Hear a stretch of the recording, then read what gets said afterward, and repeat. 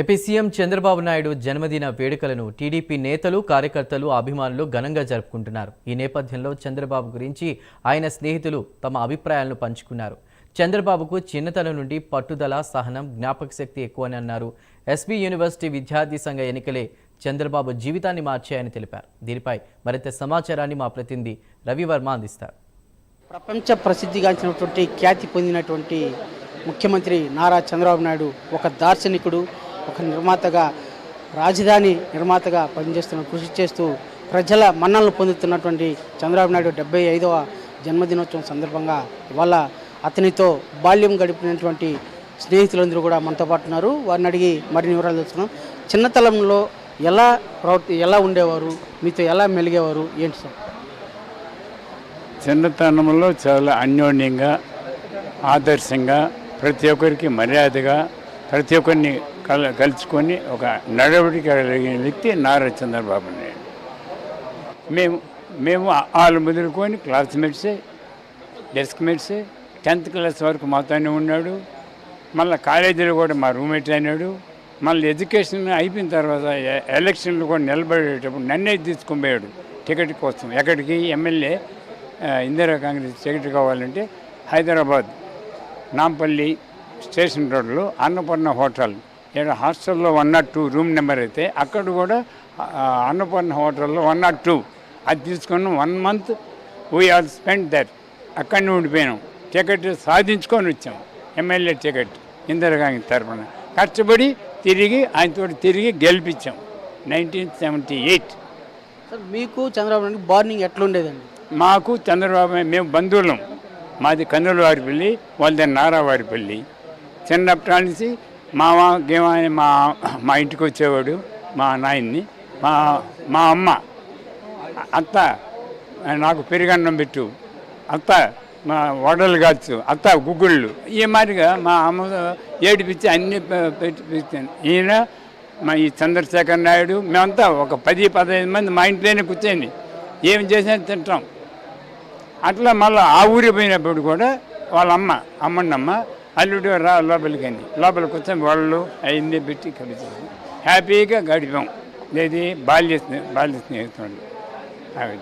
Sir, మీరు చెప్పండి sir, ఇవాళ అంటే చంద్రబాబు గారు విధానం ఎలా ఉండేది, బాల్యంలో ఎలా సాగేది, ఆయన నడవడికి ఎట్లుండేది, ఏంటి?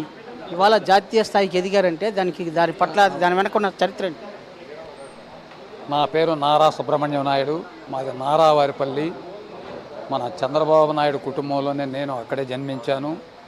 మా ఫాదర్స్ 5 మంది.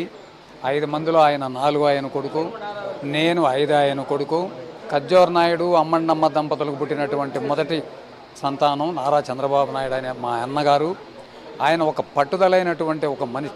చిన్నతనంలోనే ఆ చిన్నతనంలో మాకేం చేస్తారంటే చింతమానులు ఎక్కువ, చింతకాయలు ఏరుకొని రండ్రా అంటారు. అందరూ 4 గంటలకే వెళ్తారు. మేము 5 గంటలకు నన్ను పిలుచుకొని పోయి ఒక కొమ్మ అట ఊగుస్తాడు. 4 రాళ్ళతో ఏరుకుంటాం, పేరుకొని వచ్చేస్తాం. ఆ రోజుల్లోనే ఆయన ఆ తెలివి జ్ఞానాన్ని ఉపయోగించేవాడు. తర్వాత చిన్నతనంలోనే తెల్లాకల చెట్టు బావి ఉంది నారావారిపల్లిలో. ఆ బావి కాడ ఈత నేర్పించేవాడు. మాకు అందరికీ ఈత నేర్పించాడు.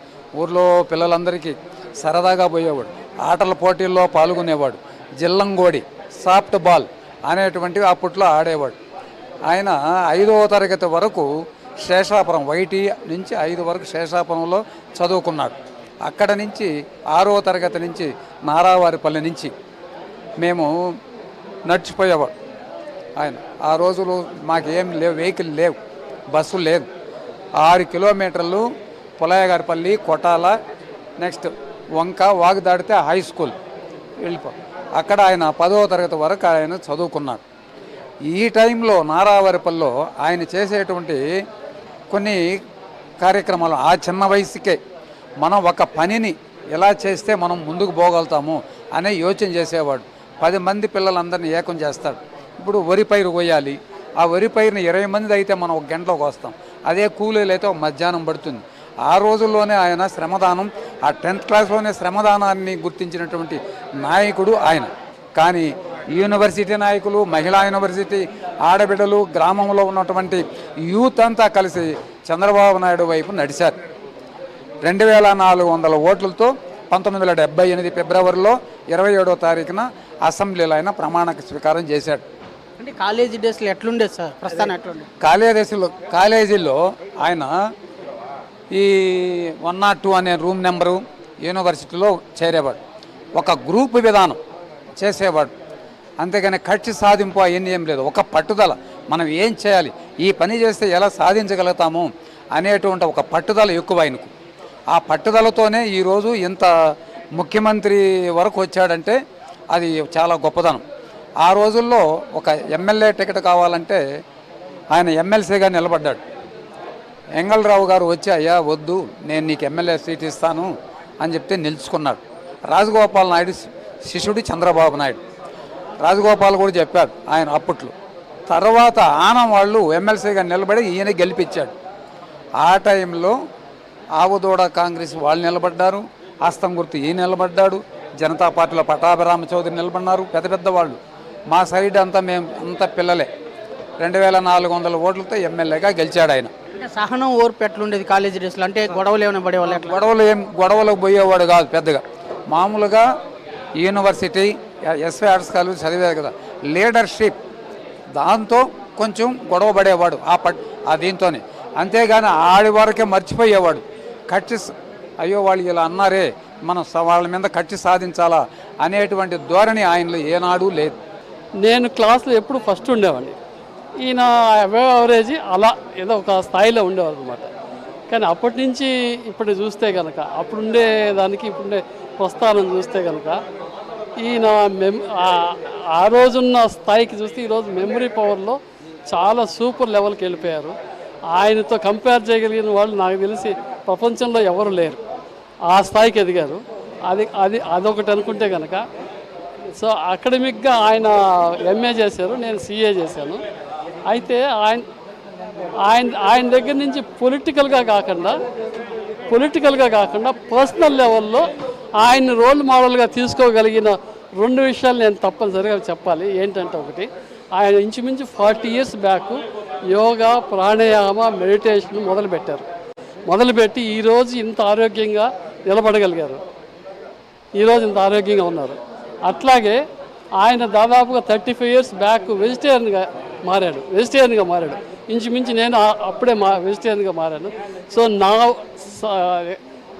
నా సందేశం ఏంటంటే, ఈ 2 కన్సిడర్ చేసి ఆయన రోల్ మోడల్గా తీసుకొని ఎవరైనా సరే యంగ్స్టర్స్, ఇప్పుడు ఆ ఏజ్లో ఉన్నవాళ్ళు, 40లో ఉన్నవాళ్ళు, ఆయన పాటించండి అని చెప్పి నేను కోరుకుంటున్నాను. Thank you. అంటే ఇది ప్రధానంగా అంటే చంద్రబాబుని రోల్ మోడల్గా తీసుకొని సమాజం ప్రతి ఒక్కరూ పాటించాలి. అప్పుడే ఆరోగ్యవంతులుగా వెలుగొందే అవకాశం ఉంది.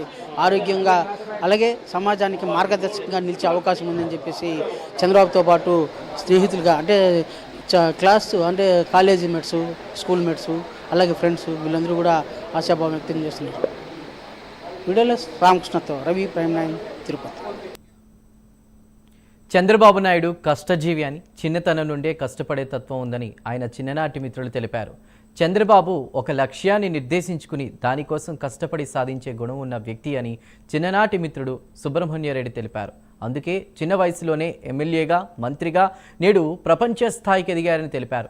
ఎంత ఎదిగినా చిన్ననాటి మిత్రులను, బంధువులను పేరు పేరున పలకరిస్తారని అన్నారు. చంద్రబాబు ఎప్పుడూ సమాజానికి 10 మందికి ఉపయోగపడే పనులను చేయాలని తప్పిస్తారని ఆయన మిత్రుడు శ్రీనివాసులు నాయుడు తెలిపారు. వ్యక్తిగత పనుల కన్నా కూడా 10 మందికి ఉపయోగపడే పనులను కోరాలని అంటారని కూడా తెలిపారు.